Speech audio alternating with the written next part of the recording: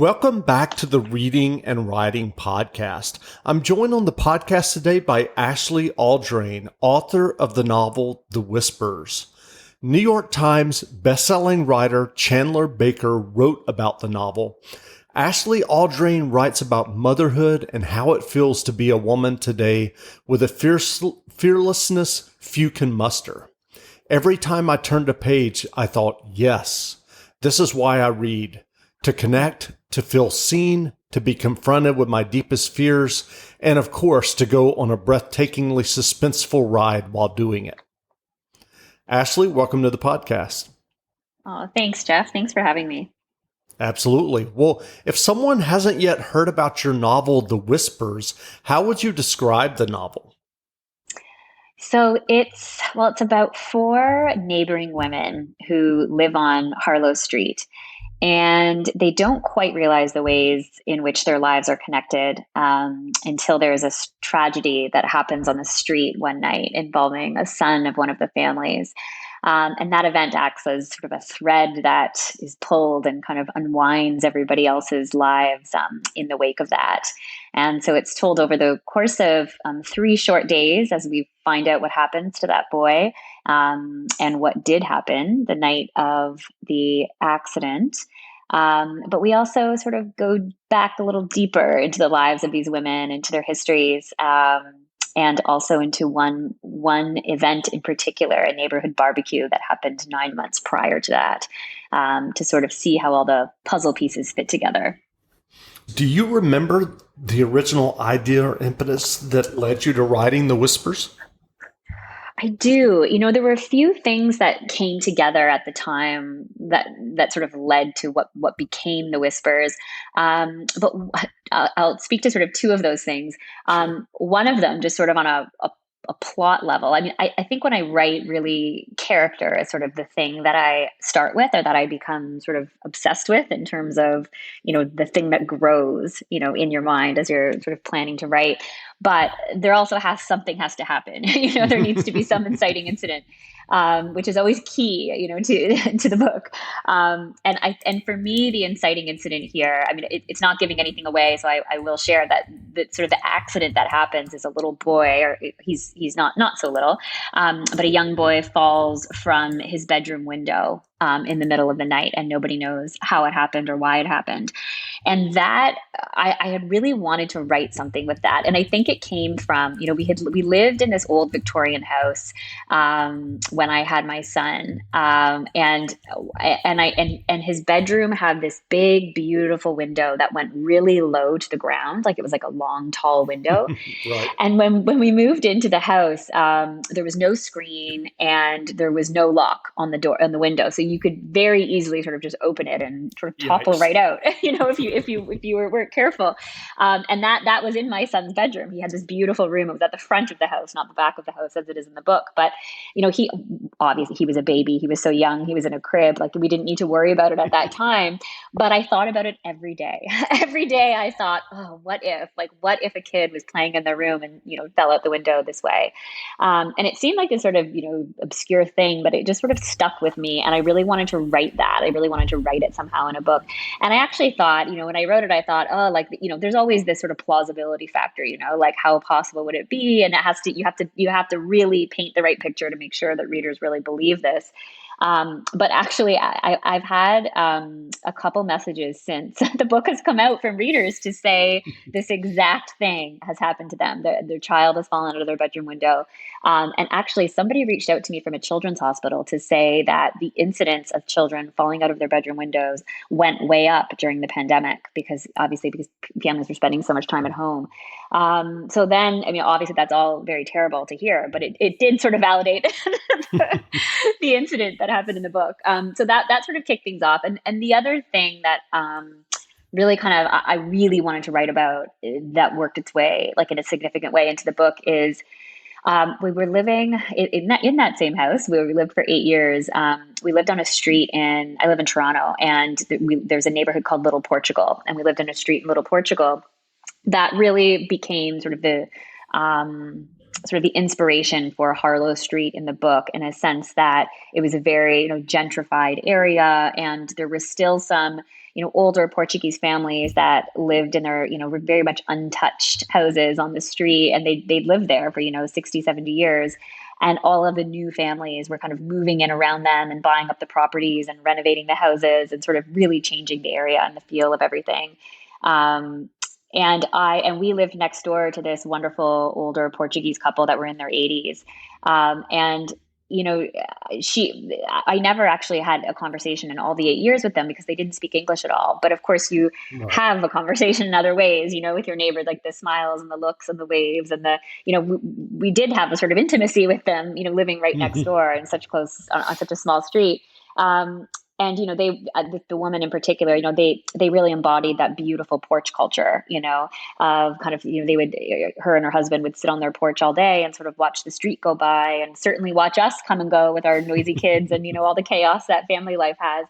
And I used to always think, like, wow, I wonder what she thinks of us. I wonder what she's thinking about just watching modern motherhood and modern families and all of that, and how it would have compared to the thing that she did in this very same spot, which was raise her family, 60, 70 years ago. And so while I never actually got to the bottom of what the answer to that question was, I sort of made it up with the dynamics in this book. And there's a character who I really love in this book, named Mara, who is an 80-year-old woman, Portuguese immigrant, and we get her backstory in this book. And she very much acts as sort of this voyeur, sort of judging the other mothers on the street as everything unfolds. That's wonderful. Well, what was your writing journey that led you to writing your debut novel? Mm. So I had always loved writing. I'd always wanted to be a writer. I was always very obsessed with books and that whole world. But really sort of in the background of life, I would say, and didn't really pursue it at all, like beyond taking, night courses at the local community college and fiction writing and sort of that sort of thing in my spare time. Um, and I was working in public relations for about 10 years, like in PR agencies. And then I had an opportunity, through a friend of mine who was a former colleague, to work with Penguin Canada, here in Toronto, doing the same sort of thing, like publicity and public relations. And that was like, I was like a kid in a candy store, every day going to work, getting to work with authors and books. And I loved that job. I worked there for 2 years, and really learned a lot just about, how publishing works and, certainly the marketing of a book, but even just reading really widely, reading things I would have never have read before. Um, it was such an education in that way. And then I left that job to have my son, my first child. And I had always wanted to go back because I really loved that job so much, like wanted to go back after maternity leave. But when he was born, he had like a lot of health problems. He had a chronic illness, and we were spending all this time in and out of the hospital, and it was really challenging. And I sort of realized going through that, I thought, okay, I'm not going to be able to go back to work like in the capacity that I was before. And that felt like a pretty big sacrifice, to not go back to that job. But I thought, if I'm not going to do that, like, what is it that I really want to do? Like, what is the opportunity now? And that was, of course, to try writing a book. And so I did. So I think he was about 6 months old, and I basically, like tried to carve out whatever time I could during the week, to just start writing. And I don't know that I ever had like like I'd never written a book before, never tried to write a book, but I just started chapter by chapter, scene by scene, writing about the thing that I was sort of obsessed with at the time, which was motherhood and sort of this darker version of it, and wanting to explore sort of a mother for whom motherhood does not go, as she planned. And the book, just developed over the next couple of years as I kept writing. And so that was sort of the start of the writing journey. It very much, corresponded with the start of motherhood for me. And considering I was writing about motherhood and still am, it's all sort of intertwined in this really wonderful way. Given that you worked in publishing, do you feel like you had a special insight as your own publication happened with your debut novel? It's definitely beneficial in a sense that, like, it's funny. Some people will say, oh, did it like help my writing? And I don't think it did, except for that I was reading so much, which certainly is like, the best education for a writer. But not so much the writing of it, but definitely as exactly as you said, sort of what to expect, when your book comes out. I had sort of done that for 2 years, helped authors launch their books into the world. And so I sort of knew what that would be like. Although of course, when you go through it, it's totally, it's always totally different, more personal and more stressful. And I look back and I think about how I used to like, really downplay stuff to authors like, oh, a bad review is just a bad review. It's one review. Don't worry. And then of course you get one as a writer and you think, oh, like that means nothing, and that advice means nothing to me. But I think one thing actually really sort of helps to manage expectations in a way, because I think working in publishing, I sort of learned that like there's no way to predict a big success, right? Like you can do all of the marketing and get all of the budgets and like have the sales team behind it, and sometimes it works, and sometimes it doesn't. And what really matters is that the readers really decide what book works and what book doesn't, and booksellers and librarians and like those are the people who really decide, does a book work or not. And so you kind of don't know that, until your book's out in the world. So I was really lucky to have tons of support from my publishers when the push was coming out, like more than most debuts get. And I felt very, very grateful for that. But there was always this sort of pit in your stomach that, it could have one good week and then disappear because I've seen that happen. Yeah. So I think it was almost knowing a bit too much. Maybe not a good thing. Well, what writing advice would you offer for those who are working on their own stories or novels? Like a few things. Like so I like. I guess sometimes I like to give advice like directly to sort of mothers who are writing. Because Hmm. Sure. I think that that is a time, like for me at least, and I know from lots of women I've spoken to, it can be a really creative time. Like there was something about that period in my life, and I did feel hugely creative, and I think a lot of women sort of tap into that, after like giving birth and then becoming a mother. But it's also like the time when you are most exhausted and have the least time to give, to anything else.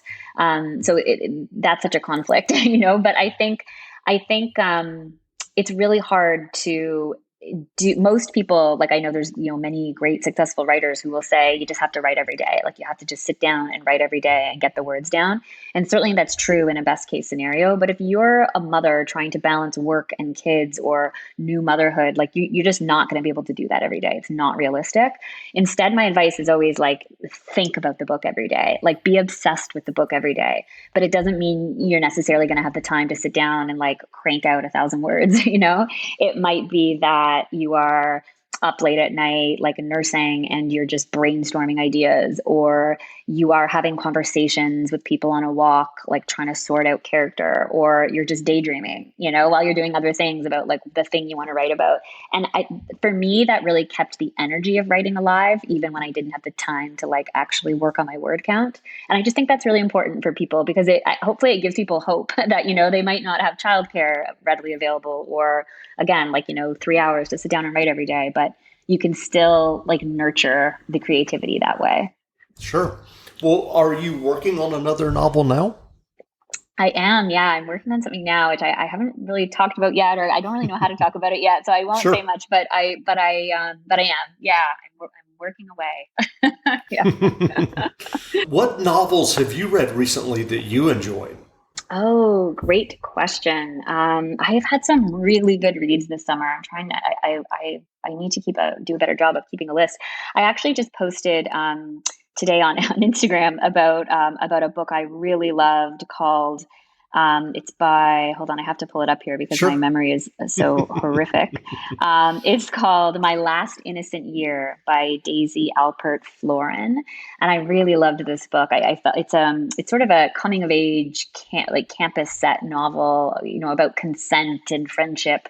But I think what makes it stand out is, while there are lots of novels sort of in that genre, there is nothing cliche about this book. It is very ambiguous, and it's very thoughtful. I really loved it. I think it's a really beautiful read. One of the best things that I've read lately for sure. Yeah, so that's kind of the book I'm always recommending to people. And another book I love that came out when my book came out, is called Let It Destroy You by Harriet Alida Lai. And there's so much buzz right now with the Oppenheimer movie and like that. And this actually looks at one of the men who was involved in the creation of the atomic bomb as well. But it looks at it from the dual perspectives of he and his wife. And so we get alternating chapters between he and his wife, and we learn that the reason he was so involved in creating some of this technology was because he was trying to basically invent radiation to save his daughter from a cancer that she had. And so it's a really beautiful look at something quite sort of scientific and ethical. And she's a Canadian writer. She's a really wonderful writer. Well, where can people find you online if they want to learn more about you and your novel? I know you just mentioned Instagram.